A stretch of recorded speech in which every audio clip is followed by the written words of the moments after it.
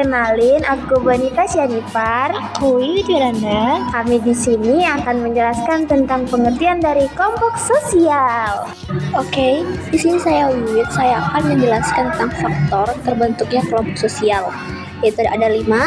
Yang pertama itu faktor kepentingan yang sama, yaitu dengan adanya dasar utama adalah kesamaan kepentingan, maka kelompok sosial ini akan bekerja sama demi mencapai kepentingan yang sama.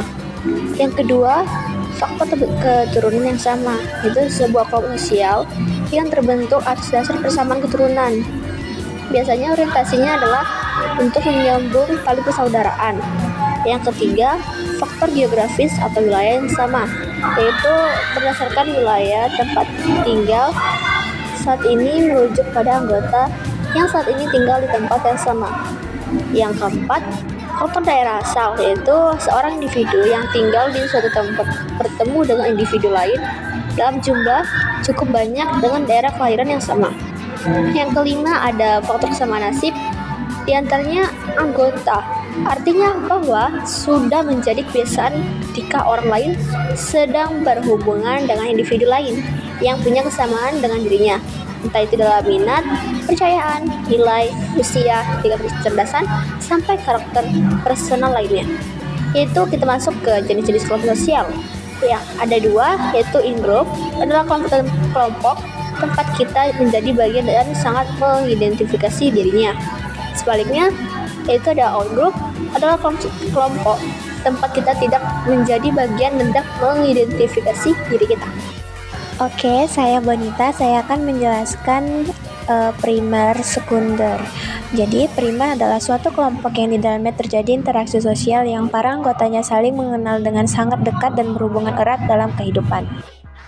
Sedangkan menurut Georg Homans, kelompok primer adalah sekelompok orang yang saling berhubungan secara teratur sehingga setiap orang dapat berkomunikasi secara langsung atau tatap muka tanpa perantaraan. Misalnya keluarga, RT, teman bermain, kelompok gereja, dan lain-lainnya. Dan kelompok sekunder adalah organisasi sekunder biasanya mengandung hubungan intelektual, logis, dan kontaktual. Organisasi seperti ini tidak dimaksudkan untuk memberikan kepuasan batin, tetapi mereka memiliki anggota karena mereka dapat memberikan alat berupa gaji atau penghargaan kepada anggotanya. Misalnya organisasi adalah kontrak kerja sama antara pemberi kerja dan calon karyawan di mana mereka harus menyepakati gaji. Oke, dan ini adalah jenis-jenis kelompok sosial yang terakhir, yaitu kelompok formal dan informal.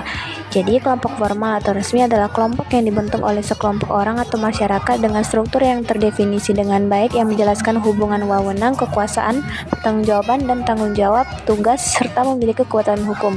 Struktur saat ini juga menjelaskan bagaimana saluran terbentuk melalui mana komunikasi terjadi. Dan kelompok informal adalah salah satu jenis kelompok yang ada dalam masyarakat maupun organisasi. Oke, dan yang terakhir saya akan menjelaskan tentang eksklusivisme dan partikularisme. Jadi, eksklusivisme berarti paham yang mempunyai kecenderungan untuk memisahkan diri dari masyarakat. Contoh yang kami ambil adalah proses perekrutan dalam sebuah perusahaan yang lebih mementingkan keluarga dari keahlian yang dimiliki seseorang. Dan partikularisme adalah sistem yang mengutamakan kepentingan pribadi di atas kepentingan kelompok. Dan contoh yang kami ambil adalah menganggap diri atau kelompok sebagai orang yang keren dan hanya berinteraksi dengan sesamanya saja. Oke, terima kasih semuanya. Sekian. Bye.